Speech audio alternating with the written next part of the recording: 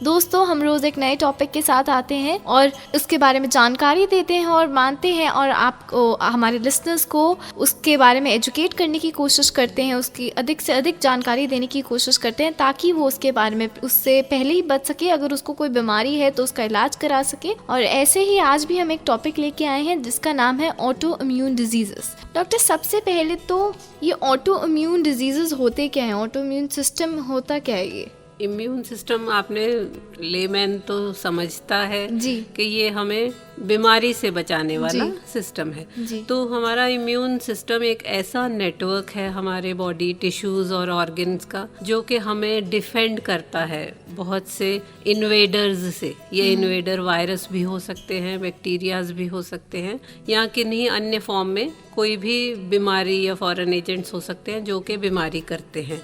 तो immune system बीमारी से बचाने के लिए हमारी बॉडी का डिफेंसिव सिस्टम है, जो हम कह सकते हैं सोल्जर्स हैं हमारे हाँ body के। बिल्कुल, ये हमें प्रोटेक्ट करता है जी, बहुत सी इन्फेक्शंस से, बहुत से प्रॉब्लम्स से जो कि हमारी हेल्थ को अफेक्ट कर सकते तो इम्यून सिस्टम ऐसा सिस्टम है जो हमें हर तरह की बीमारी से बचाता है। हाँ। जी।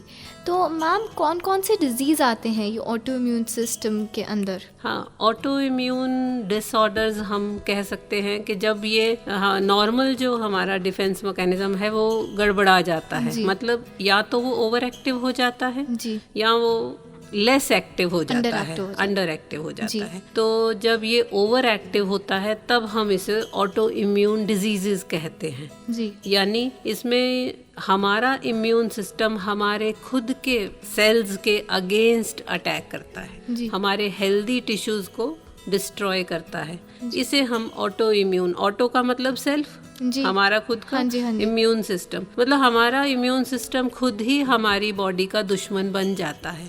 ये ऑटो इम्यून डिजीजेस होते हैं। जब ये इम्यून सिस्टम लेस एक्टिव होता है तब ये जो हमारी नॉर्मल डिफेंस है वो काम पूरी परफेक्टली नहीं करती, जिसे हम इम्यून सप्रेशन का नाम भी दे देते। तो उसमें हम इन्फेक्शंस को ज़्यादा प्रोन हो जाते हैं, यानी इन्फेक्शंस होने की टेंडेंसी बहुत बढ़ जाती है अगर हमारा इम्यून सिस्टम सप्रेस हो जाता है। जैसे आपने एड्स में तो कॉमनली सुना होगा, जी हाँ जी, उसमें हमारा इम्यून सिस्टम कमजोर पड़ जाता है। जी जी हाँ जी। तो ये एक वैरायटी है। तो ऑटो इम्यून डिजीजेस की बहुत लंबी लिस्ट है। जैसे ये किसी भी ऑर्गन को, हमारे किसी भी टिश्यू को अफेक्ट कर सकते हैं, चाहे वो जॉइंट्स हो, भले वो स्किन है, भले आईज हैं, हमारा लिवर, हमारे लंग्स, हमारी स्किन, हमारा हार्ट, हमारी ब्लड वेसल्स। तो कोई भी टिश्यूज इनके इफेक्ट से बचा नहीं है, क्योंकि डिफेंसिव सिस्टम तो सारी बॉडी में है, हर एक सेल में है। जी हाँ जी। तो डेफिनेटली अगर ये डिसऑर्डर होता है या इसका बैलेंस डिस्टर्ब होता है तो कोई भी टिश्यू अफेक्ट हो सकता है। अगर जॉइंट्स अफेक्ट होते हैं तो जैसे आपने कॉमनली सुना होगा रूमेटॉइड आर्थराइटिस, हाँ जी,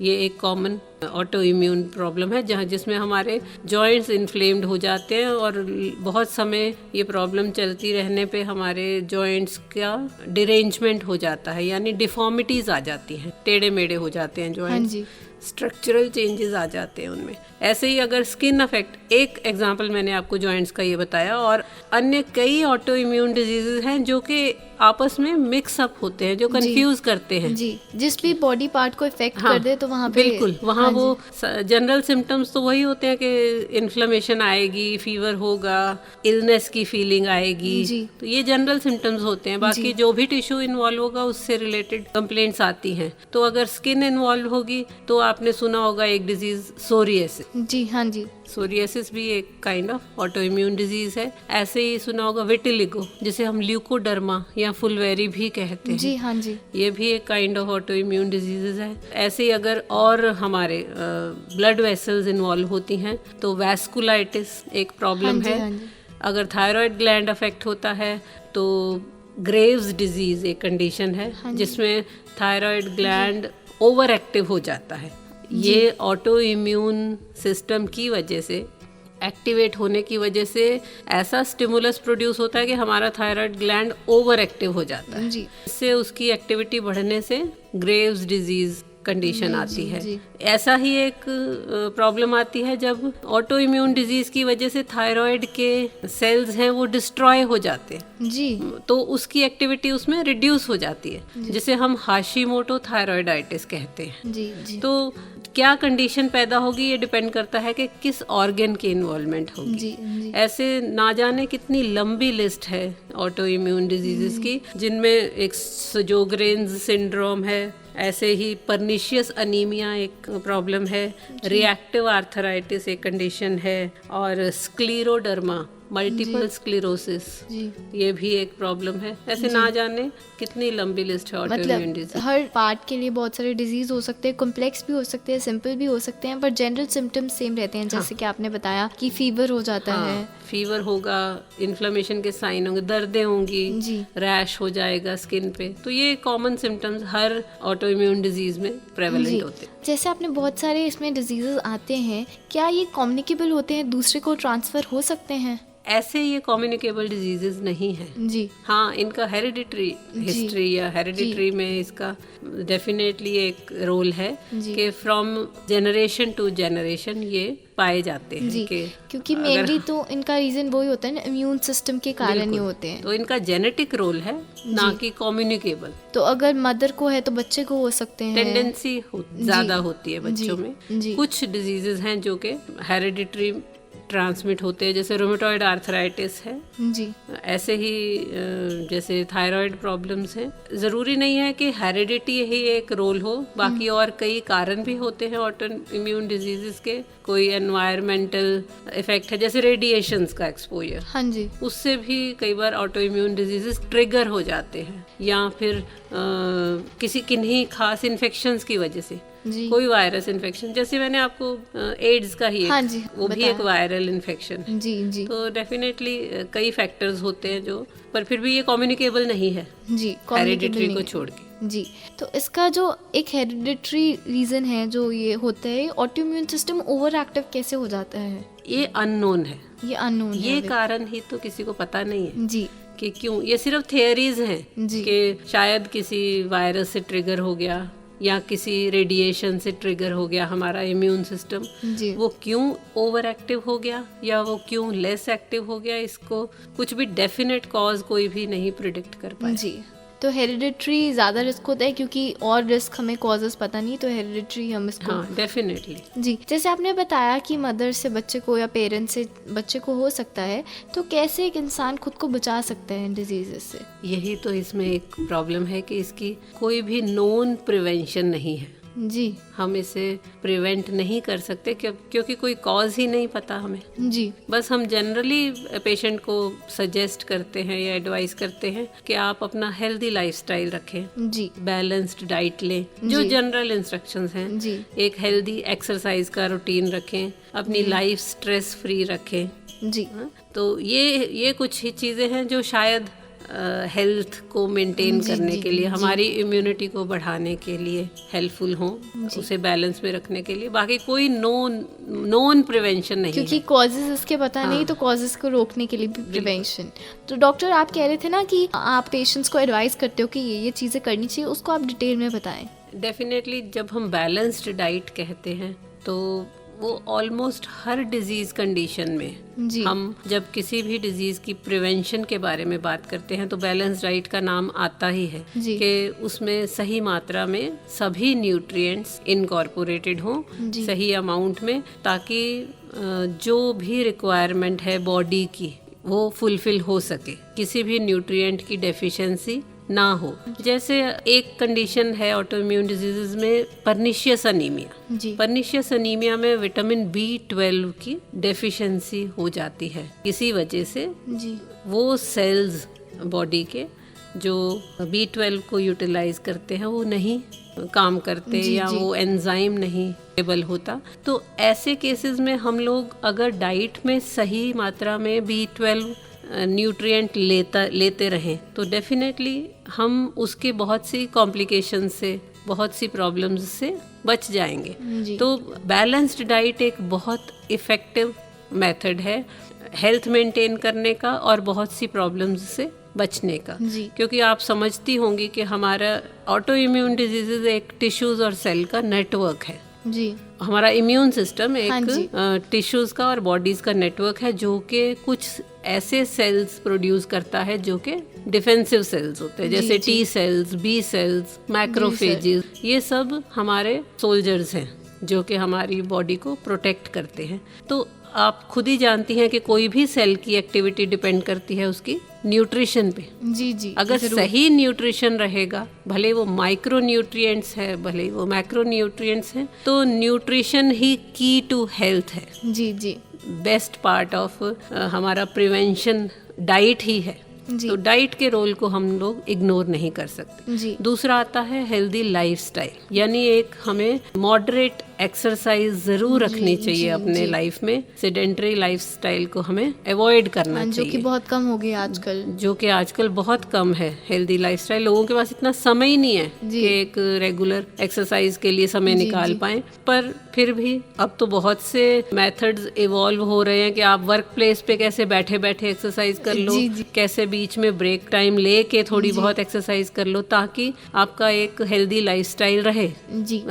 हम रिकमेंड करते हैं कि चलो आप अगर टाइम नहीं निकाल पाते तो आप अपने वर्क प्लेस पे पैदल जाने का, यानी कुछ ऐसा सिनेरियो रखे कि थोड़ा डिस्टेंस आप पैदल चले। आप एक फ्लोर से दूसरे फ्लोर पे लिफ्ट का इस्तेमाल ना करके सीढ़ियों का इस्तेमाल करें। जी। बैठे बैठे अपनी सीट पे आप स्ट्रेचिंग एक्सरसाइजेस कर लें, डीप ब्रीदिंग एक्सरसाइज कर लें, प्राणायाम को आप इनकॉर्पोरेट कर लें अपने लाइफस्टाइल में। मीन्स आप कुछ समय ज़रूर निकालें ताकि आपको सही तरीके से आपकी बॉडी हेल्थ अपनी मेंटेन कर पाए। तो हेल्दी लाइफस्टाइल बहुत ज़रूरी है। दूसरा, आप अपने विटामिन सप्लीमेंट्स हम लोग रिकमेंड करते हैं प्रिवेंशन के लिए। हाँ, हम कहते हैं ना कि आप विटामिन B12 लो, विटामिन D लो, या फिर विटामिन E लो।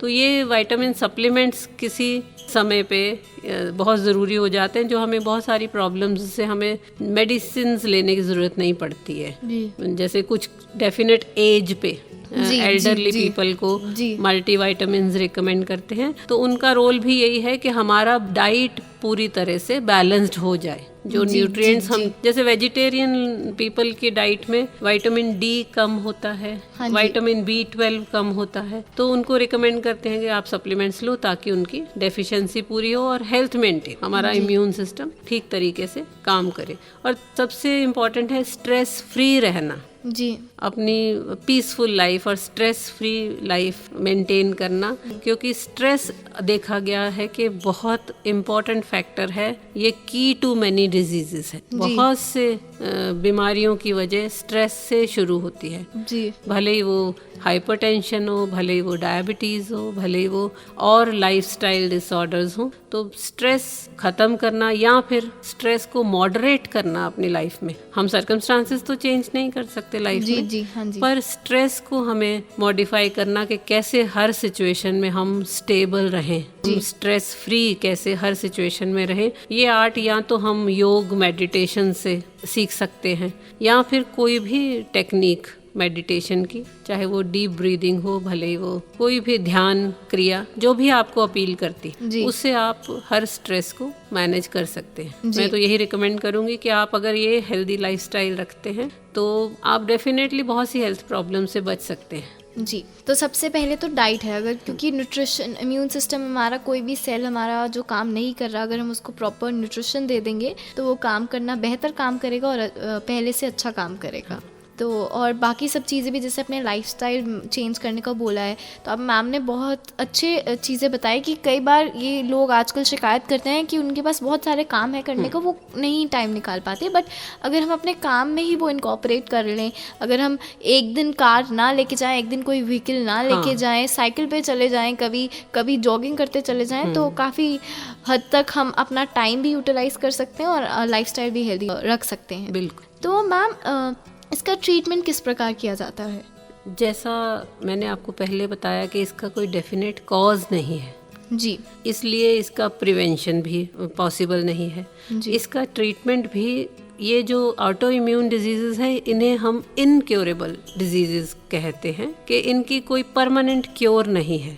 इसमें जो भी ट्रीटमेंट देते हैं वो इनके सिम्टम्स को रिड्यूस करने के लिए। और हमारा जैसे हम रिकमेंड करते हैं कि आप सप्लीमेंट्स लो। सपोज किसी का थायराइड कम फंक्शन कर रहा है, जैसे हाशिमोटो थायराइडाइटिस मैंने आपको बताया। हाँ जी, बताया। जिसमें थायराइड के सेल्स डिस्ट्रॉय हो जाते हैं एंटीबॉडीज से। तो उस केस में थायराइड हार्मोन्स कम मात्रा में प्रोड्यूस होते हैं। उन केसेस में हम लोग थायराइड सप्लीमेंट्स देते हैं जी, जैसे थायरोनॉम या थायरॉक्सिन के नाम से अवेलेबल है। होम्योपैथी में भी हम लोग कई मेडिसिन देते हैं ऐसे। तो डेफिनेटली ये सप्लीमेंट्स, और परनीशियस अनीमिया में हम लोग B12 देते हैं। ऐसे ही हम लोग सप्लीमेंट्स रिकमेंड करते हैं ताकि इसके सिम्टम्स से हम लोग कम्बैट कर सके, इनके सिम्टम्स को हम लोग ट्रीट कर सके जी।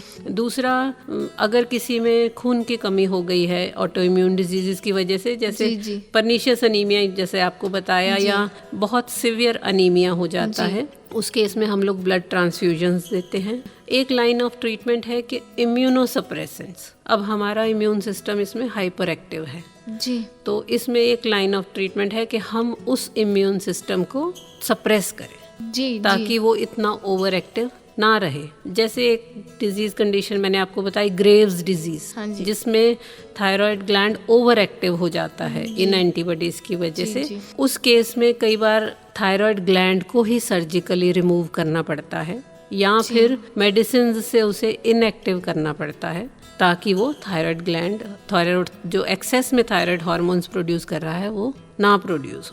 और या फिर ऐसी इम्यूनोसप्रेसिव थेरेपीज बाकी डिजीजेस में देते हैं कि हमारा इम्यून सिस्टम कम काम करे जी। जो भी सिस्टम को वो इफेक्ट कर रहा है, जो भी चीज़ ज़्यादा काम कर रही है उसको कम करने की कोशिश किया जाता है, सिम्टम्स कम करने की कोशिश किए जाते हैं, वो सब चीज़ें की जाती हैं। ऐसे ही हम हार्मोन रिप्लेसमेंट थेरेपी भी कहते हैं।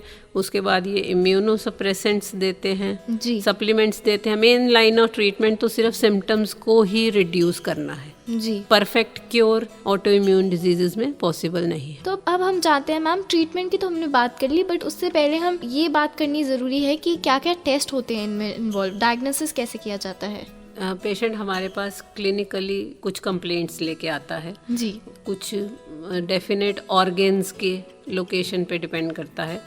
इन्वेस्टिगेशन पार्ट भी वेरी करता है जी। जनरली हम लोग एंटी न्यूक्लियर एंटीबॉडी टेस्ट, जिसे ANA टेस्ट भी कहते हैं, और ऑटो एंटीबॉडी टेस्ट करते हैं, ESR करते हैं, और कंप्लीट ब्लड काउंट करते हैं, और कंप्लीट कॉम्प्रिहेंसिव मेटाबॉलिक पैनल, जिसमें पूरे मेटाबॉलिक टेस्ट होते हैं, वो करते हैं। और एक है C रिएक्टिव प्रोटीन जी, जो कि ऑटो इम्यून डिजीज का इंडिकेटर है, वो करते हैं, या फिर यूरिन एनालिसिस करते हैं। ये जनरल लाइन ऑफ टेस्ट है, जनरल लाइन ऑफ इन्वेस्टिगेशंस है। बाकी जो इन्वेस्टिगेशंस है वो हम एज पर डिजीज कंडीशन के कौन सी क्लिनिकल कंडीशन हम प्रोविजनली डायग्नोज करते हैं, उसके बेस पे बाकी इन्वेस्टिगेशंस करते हैं। अब हम जानते हैं फीमेल्स के बारे में जानते हैं, औरतों के बारे में जानते हैं मैम, कि क्या औरतों को ये डिजीज इजीली हो जाता है? अगर हाँ तो ऐसा क्यों?